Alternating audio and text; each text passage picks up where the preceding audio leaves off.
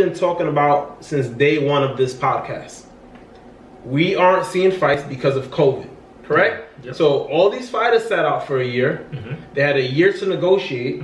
Everything's opening back up, right? So now there's no excuses for why these fights aren't being made. Yeah. Right? If you have a guy like Bob Arum who's always complaining about, fighters getting this much or, increasing or growing revenue, then your top two guys that you promote should fight.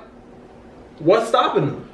Yeah, I mean, they want to protect the cash cow. You know what I'm saying? That's ultimately what it comes down to. How many more fights does Manny Pacquiao have left?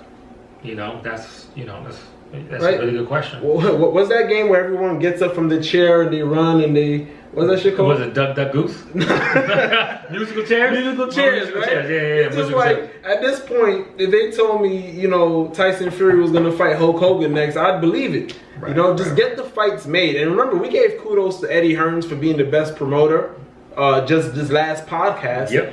But he's with the nonsense too. But he's not with it to the extent of the other promoters.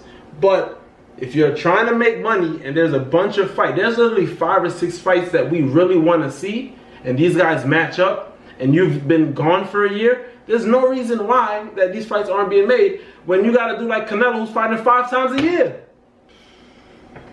Yeah, man. I mean, listen, you just went off. You know what I'm saying? Like, I've really got nothing to add to that because 100% I agree with you. Especially with, like you said, Manny Pacquiao, Terrence Crawford, Bud.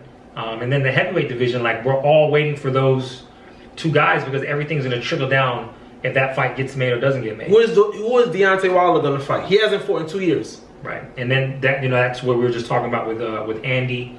Obviously, there's other guys like Otto Wallin and then the Alexander Usyk. Yeah. So those are some guys at the top. But like, do we really want to see those?